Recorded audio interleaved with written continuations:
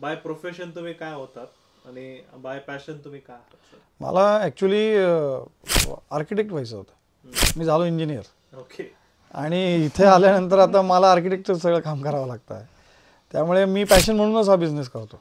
आणि हे करताना मला कधीच कंटाळा येत नाही. आर्किटेक्टचं सिलेक्शन 9 तास चाललं. बापरे. पण मी थकलो नाही, कारण मला ते आवडत होतं. त्याच्यामध्ये मला नवीन गोष्टी शिकायला मिळत होत्या. त्या नाशिकमधल्या नव्हत्या आर्किटेक्ट. आपण नेहमी विचार करतो, यार हे एवढे मोठे सेलिब्रिटीज आहे, एवढे मोठे नेते आहेत, त्यांचे घर सजवताना आर्किटेक्ट काय विचार करत असतात. तो विचार मला त्यावेळेस बघायला मिळाला. मला ते रंगसंगतीची आवड असल्यामुळे मला ते सगळं बघत असताना करत असताना कंटाळा नाही आला.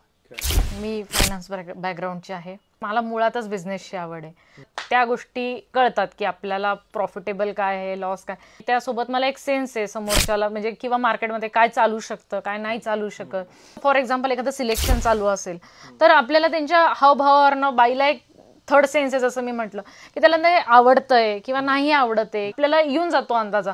त्यानुसार आपण त्यांना त्या गोष्टी ज्या पाहिजे त्या पटकन देऊ शकतो. आणि ऑटोमॅटिकली जर समजला व्यक्ती तर त्याला आपण सर्व इझिली करू शकतो आणि तो सॅटिस्फाईड असतो, तो इरिटेट नाही होत. एक म्हणजे दोन्ही गोष्टींचं combination finance with third sense, तो खूप मॅटर करतो बिझनेसमध्ये.